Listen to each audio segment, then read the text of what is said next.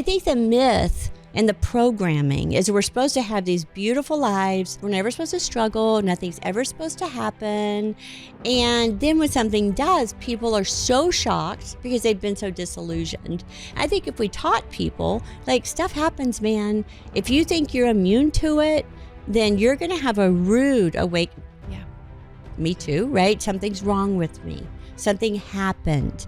Well, no, it's called life. Hurricanes happen, weather happens. You know what I'm saying? It's how we navigate through that is the resilience that I think that we talk about. I did the practice of the making myself be grateful. And man, when you've had a hard life, like, sometimes that's a rough path.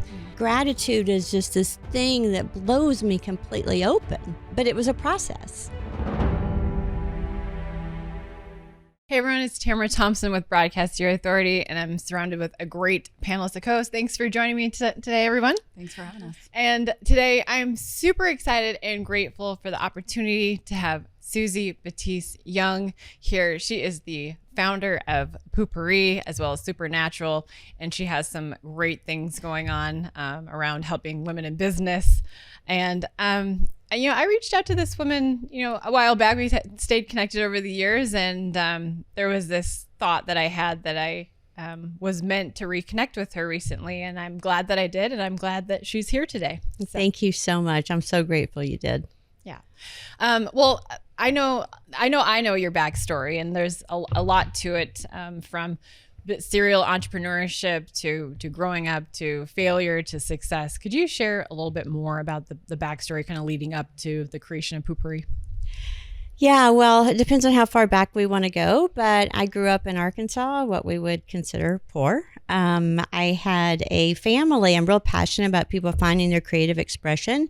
My dad was a musician. My mom was an artist. Both of them stopped creating when I was born. So I got to watch, my dad became an alcoholic, later in life diagnosed as bipolar. My mother became addicted to pain pills. So I saw the pain that's caused from the lack of creative expression from their passion. My parents were divorced at 10. I was molested by my stepfather at 12. I was raped at 16. I was married, bankrupt, and divorced by the time I was 20 years old. At 21, I attempted suicide. At 23, I was in an abusive marriage that I had to escape with 2 kids. Then I sort of settled down a little bit, found a wonderful man. We were married, had a 3rd child. And then I had my second bankruptcy after about 20 companies. That was in 2001 when the stock market crashed. I said, that's it. I'll never be in business again. It's the devil. I hate it. I went through a spiritual sabbatical, and I was at a dinner party, and someone said, can bathroom odor be trapped? And God shows me things in visions, and he showed me a picture of oil floating on water. And I said, oh my God, I can do that. So I created Poo-Pourri in my kitchen.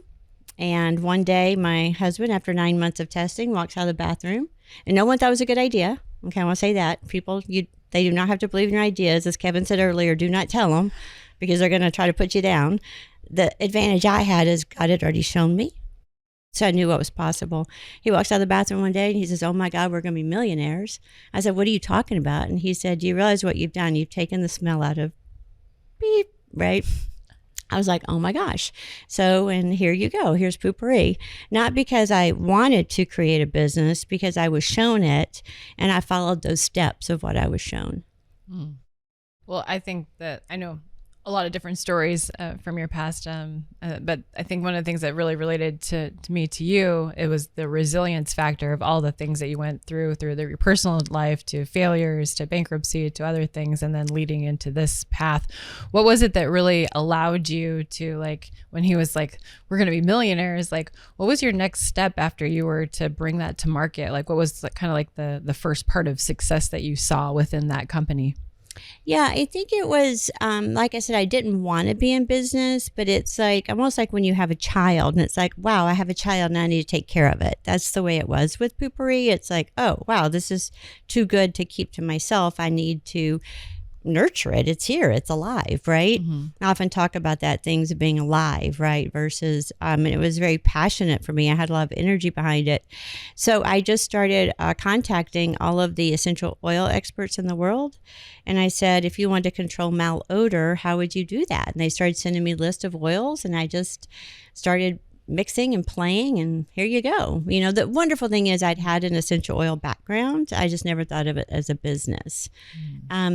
And also another thing I did, and I often tell entrepreneurs this, or people that are new at something. My daughter's in film, and she called me one day and said, Mom, I need 2 birds. What am I going to do? And I said, baby, you will never, ever, ever have the story again of being a beginner and a startup. So call them and tell them, I'm new at film. I need 2 birds. I don't know what I'm doing. People think that you can't tell people the truth. And that's the way I started. I said, hey, I've created this product. Can you manufacture it? I don't know where to go. And they were like, oh, well, no, I don't, but let me call you back. I'll find you somebody that does. People have been so helpful. And there's this myth that everybody's out to get you. Nobody wants to help you. And my experience is people want to be on that ride of success with you, right? They want to be able to say, oh, I remember her calling me, right? Yeah. Well, I think one of the biggest things that has helped me in my journey is always asking for help, right? Yes. Like be humble about it, always asking for help. And the saying that I don't resonate with is fake it till you make it. Like I've met many entrepreneurs out there that are like, oh, just fake it till you make it. I'm like, no, just keep taking the action, fall forward, fail, or call it a learning lesson, and then just keep going. Like you just have to keep going. Is that something that you also believe in as well? Yeah, one of my first mentors, I got a bridal salon when I was 19, really bad deal, bankrupt at 20. It's like those rodeo riders that the gate opens and they fall on their face. Like that was me, right? It was like, okay. So I go to the bank and I asked to borrow money.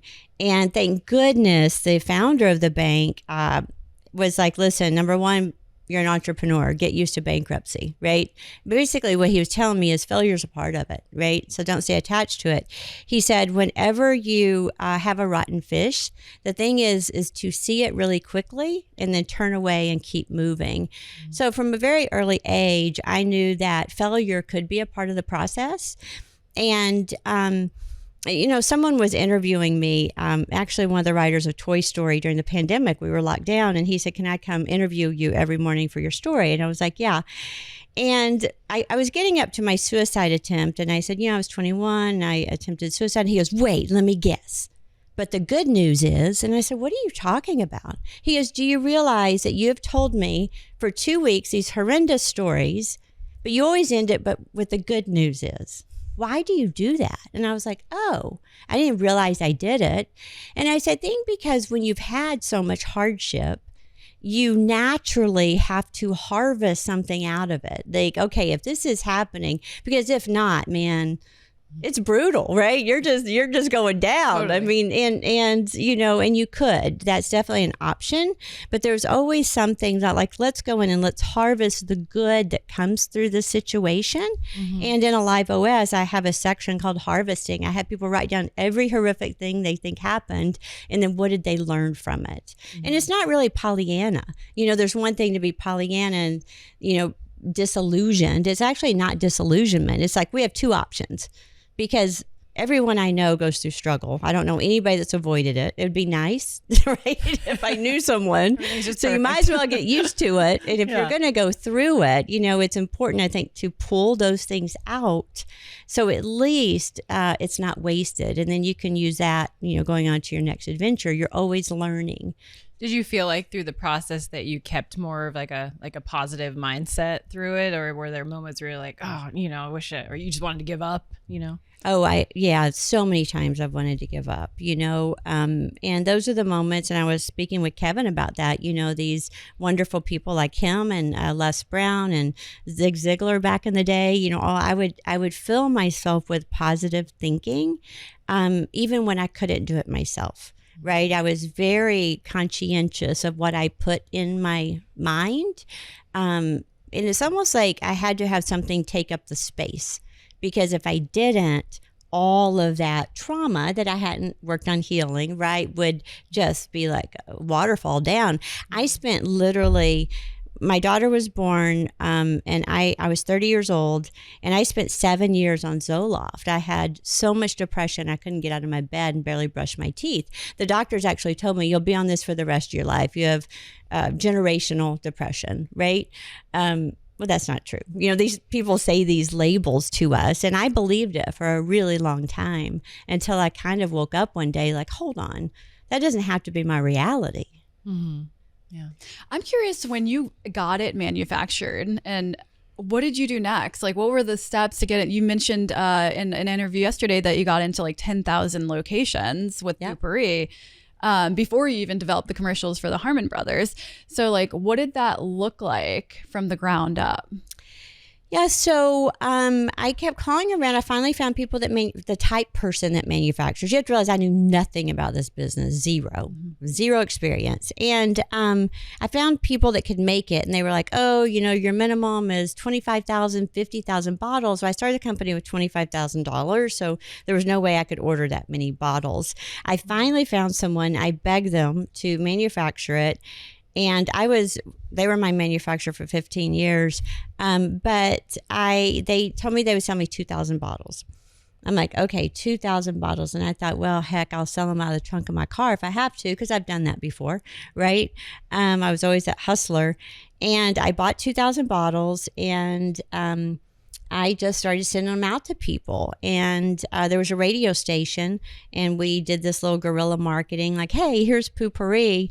And then I had someone, and they said, I have a friend that owns a gift shop. Would you be willing to sell to him? And I'm like, what does that mean? And they're like, well, you have to, the product was $5 when I started 19 years ago, retail.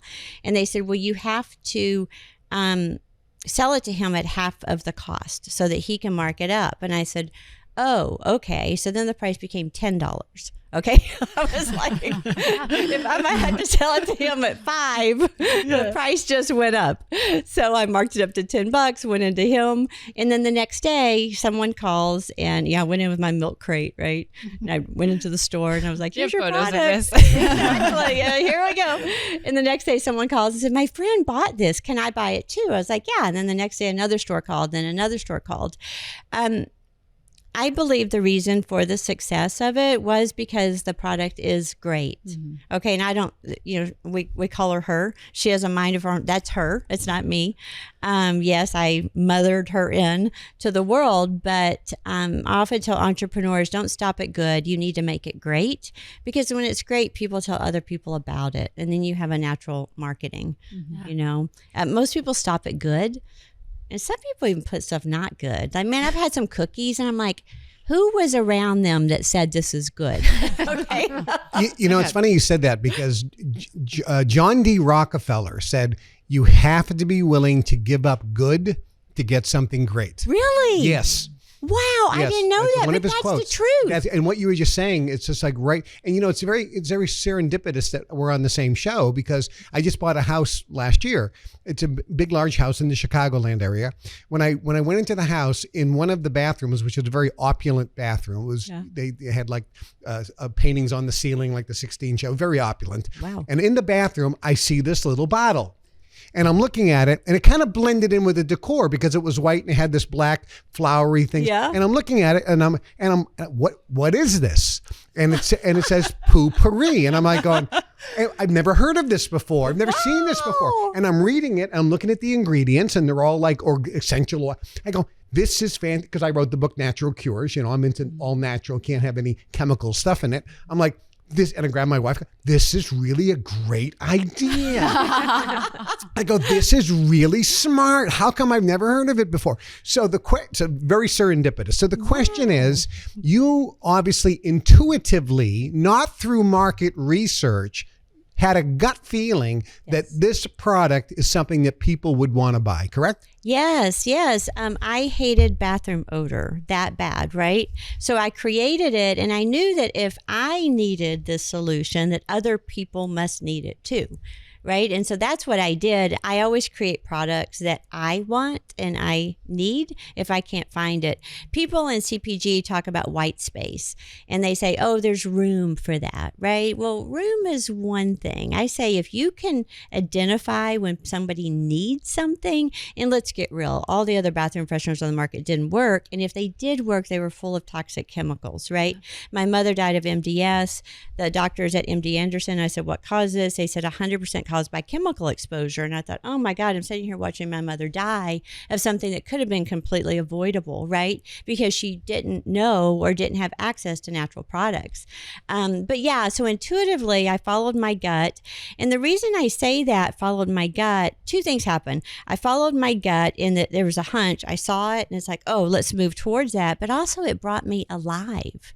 Like I would stay up for hours researching essential oils, how to do it. And I was mixing, and it didn't matter what someone said. The reason I named it something funny, Kevin, is because people would come into my house. They're like, what are you doing? And I'm like, oh, I'm making this, before you go bathroom spray. And they would back up like 4 feet. Like nobody wanted to talk about bathroom odor. And I was like, oh, okay, note to self, we need to make that funny, right?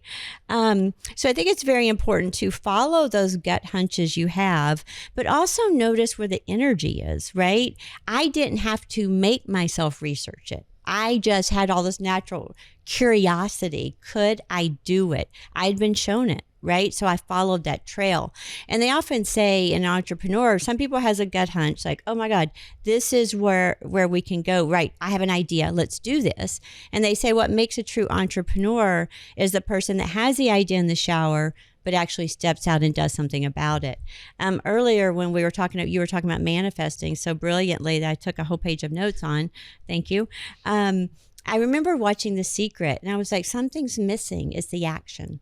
Right? That I was like, you're missing the part. You can't just sit there and I guess you could, wish the check comes in the mailbox, right? But there's also a part of inspired action where you are a willing participant.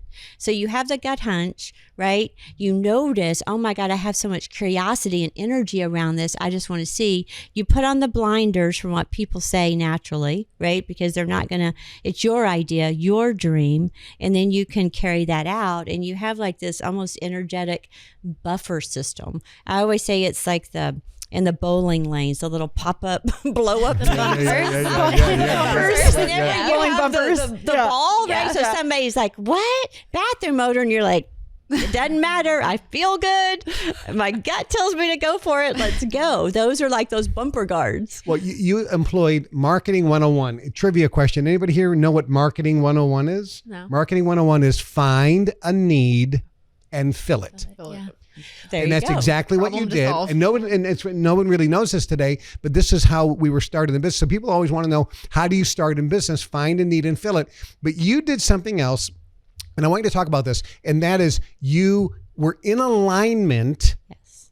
Therefore, you felt good about the action. You called it inspired action. Yeah. You loved doing the quote work because it wasn't work, correct? Yes. And it's almost a challenge that nobody thought it could happen, right? They're like, you're crazy. But you put in the hours.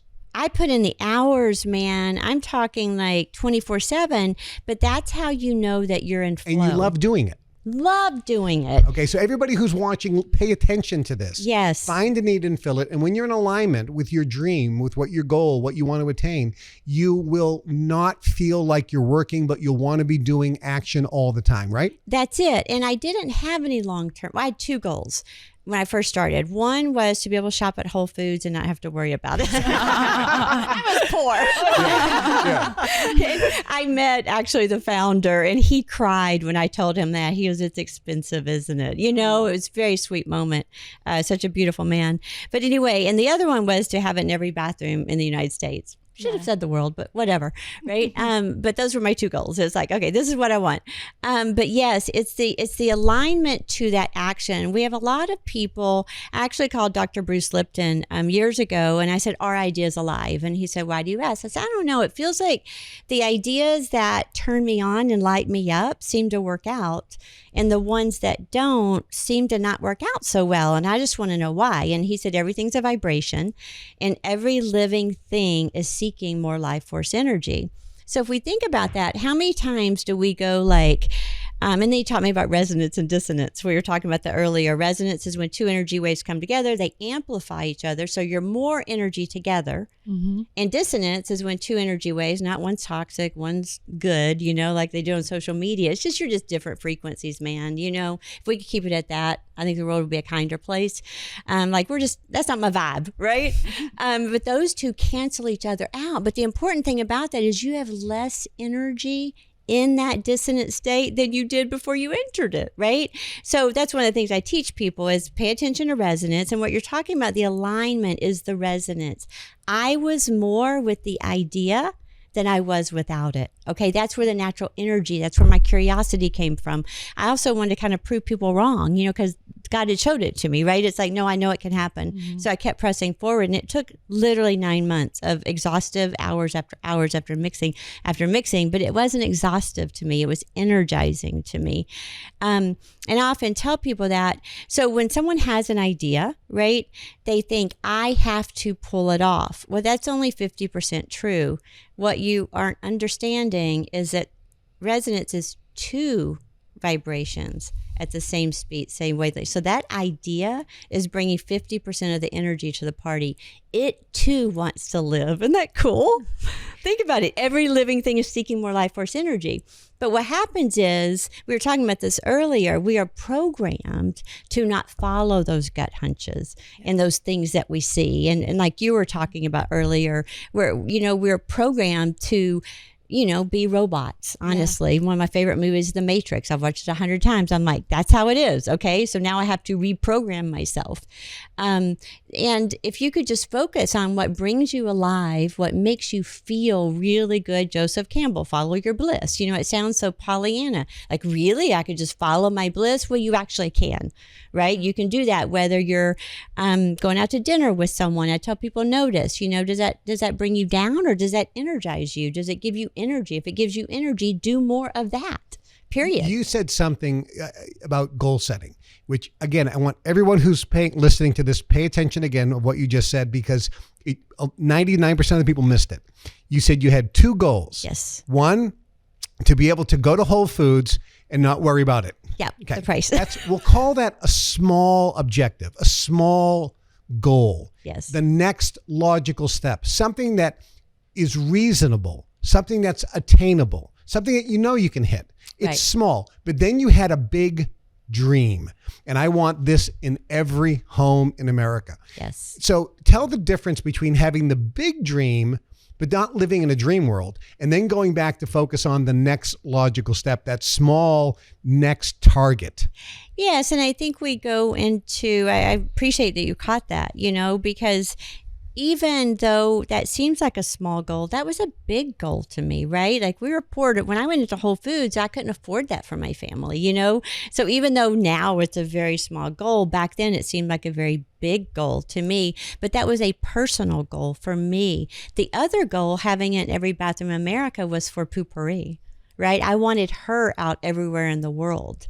So it's almost like two different goals were there. It's like, yes, I want to be able to shop at Whole Foods. That would be really lovely, right? I love natural foods. I don't want to sit there and, not be able to do it, Yeah. But also for her, I want her everywhere, man. Just like your child, people are always bringing out their pictures and they're like, look. Even in Whole Foods. Yes, I think an idea is the same, right? It's something that has come through you. You're birthing it. And for her, I wanted it everywhere. She's so great.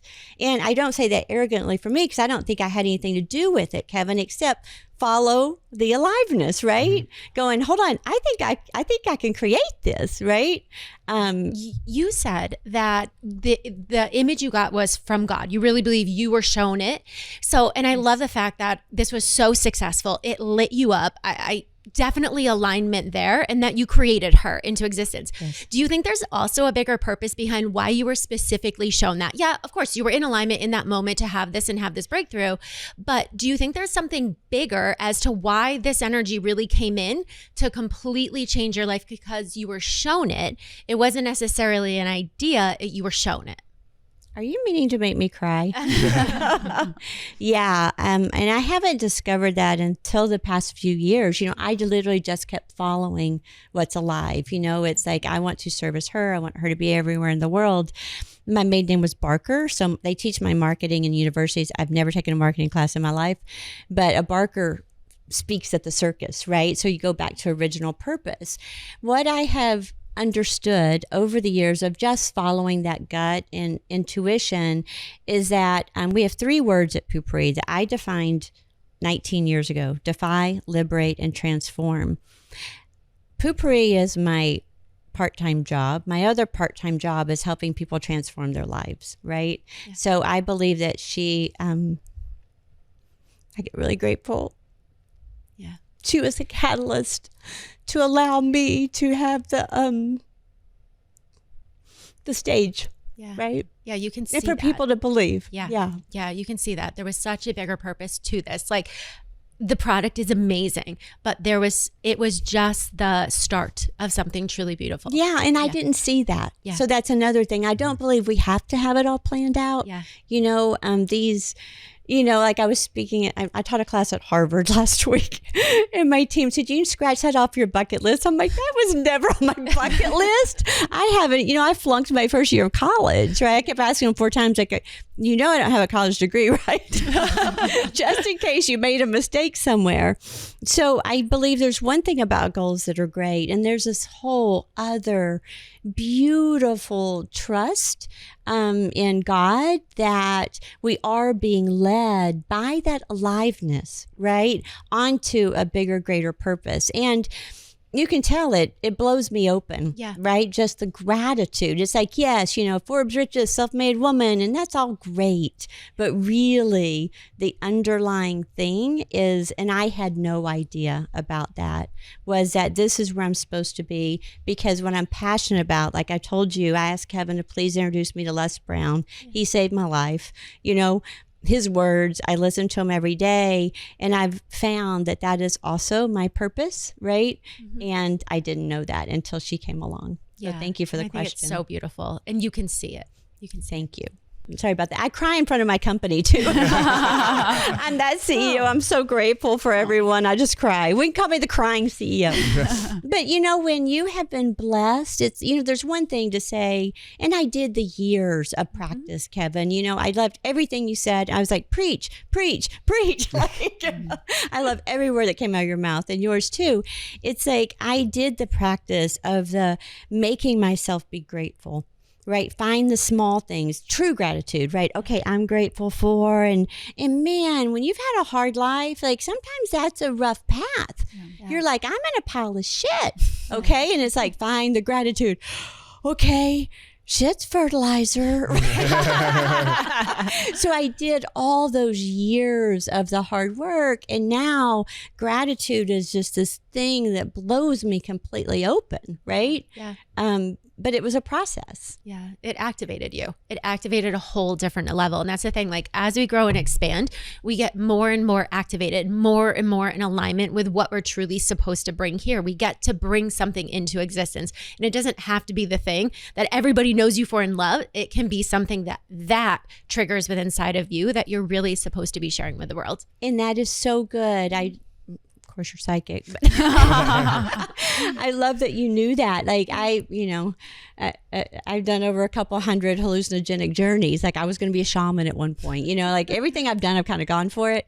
But I remember I kept asking, like, why Poo-Pourri? It was ridiculous. I covered up the smell of poop. What? And then you make all this money. You're like, the story is just kind of stupid on one point. It's like, what?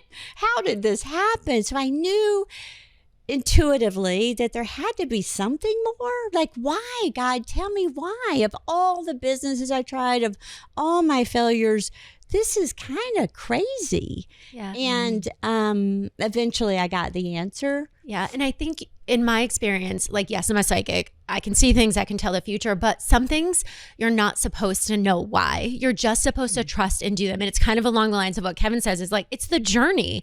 If you had known like, oh, this is coming in, you create it, it'll be successful. And then this is going to happen. You would almost like try to make that happen instead of this beautiful natural process because you're trusting and you're following and you created her. She has an energy. Yes. She's part of, your world. And so we're not always supposed to know why.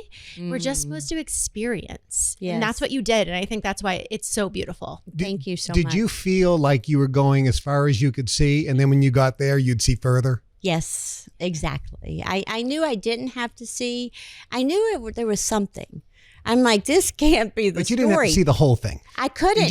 You just knew, I can see that far, so I'll go as far as I can see. And when I get there, I trust I'll be able to see further. Yes. In 2019, I turned down a major television series because it was a rags to riches story. I'm like, that's not the story. I remember the CEO, the founder of one of these big agencies in LA is like, you can't turn this down. I'm like, I am. This is not the story. I've turned down book deals.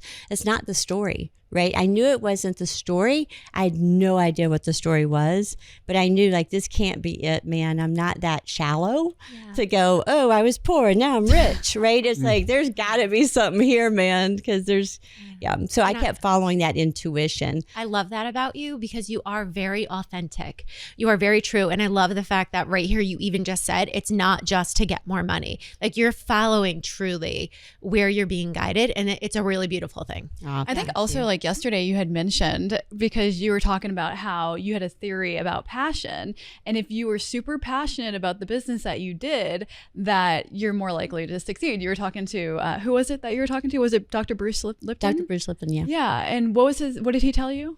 He said everything's alive, every living thing is seeking more life force energy. Yeah. And then I said, well, what makes you passionate about poo? Yeah. And what did you say? I don't remember. What You did I say? said- It's you said, transformation. Transformation. It's about transformation. I like turning poo into something pleasant, like something I along do. the lines of that. And doesn't that relate back to, and the good news is? Yes. Right? Yes. And it relates back to your childhood because Exactly. you went through rape and trauma. So you turned an experience into something so painful, into like the life you're living now to inspire other people on earth.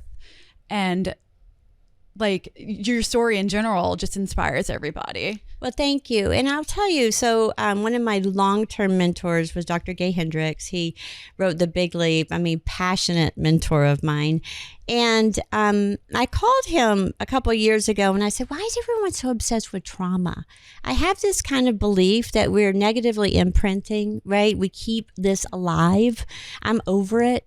I remember I was at PCS, I was at the Center for Codependency, and I did my trauma egg, and you have to write all the trauma, and I cried for 2 days. And I went in and I'm like, to these therapists, I'm like, what if I'm okay? And they go, what are you talking about? And I go, I don't know. What if everything that happened was okay? What if I'm okay? I've been trying to heal this crap for 25 years. What if it's all just okay?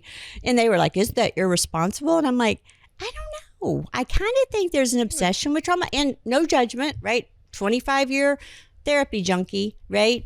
It's like at some point, I believe I was imprinting the trauma by focusing on it instead of like, I used to have these flip-flops when I first started Poo-Pourri, and it said SHIT, and the other one said happens. And I'd be like, it happens. Okay.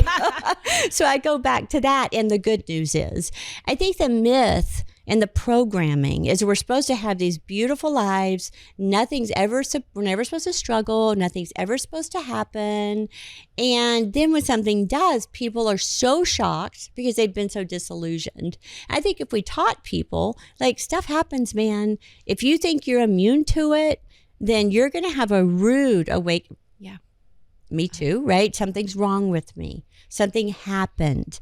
Well, no, it's called life. Hurricanes happen, weather happens. You know what I'm saying? It's how we navigate through that is the resilience that I think that we talk about. Exactly. And you and I both have different resilience stories, but that's one of the things that has paved my soul journey and my soul path and my soul contract. I know that I was supposed to go through these things. Same with you, even though we're like, oh my gosh, that was a lot of trauma. That was a lot of hurt and pain and everything that went with it. Like all those things like don't define us. It just help us grow to be stronger. And that's why you're able to go through and build this and now see the path not as like this hindrance, but like express gratitude for the scenarios that potentially went through that weren't necessarily good in the time frame. But by going through that, myself and everybody here, there's something in our lives that has propelled us to actually put all of us in this room together right now. That's where I feel called, is matchmaking people that are in alignment with the stories,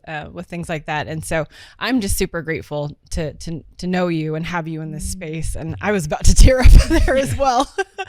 But I just wanted to say thank you for sharing everything that you're doing. And I could talk to you all day, but I just want to say thank you for joining us today on the show. And if there's anything specific that you feel called to share with our audience today, what would that be? I think it would be that life doesn't define you. You know, life happens. Who you are defined by is an internal state of being. It has nothing to do with the external world. And just like you were sharing, you know, it's very important to get that internal reality straight, because once you can get in alignment internally, the external world manifests or is created based upon that. You know, I was one of those Olympic runners, going to get it all externally, man. Oh, I was like Olympic levels. And thank you, God, for not allowing that to happen and for me to have to go inside and figure out a different way to create things. Awesome. So, yeah. Well, thank you just for being on the show today. Could you share with our audience a little bit more about how they can connect with you? Yep. You can connect with me at SuzyBatiz.com. My name is now Suzy Young. I'm married. I'm a little behind. But you can go on there. You can see what I'm up to. And you can talk to me on Instagram. I answer my own Instagram. So please reach out. I'd love to share anything that I have with you. I appreciate it. Well, thank you, Suzy, for joining us. Thank you. Thank you. And those of you that are watching, be sure to follow Suzy everywhere. She's truly inspiring. Be sure to subscribe to Broadcast Your Authority on Apple or Spotify, anywhere that you listen to your audio podcasts, or subscribe to our YouTube channel, Broadcast Your Authority. And we'll see you in the next episode.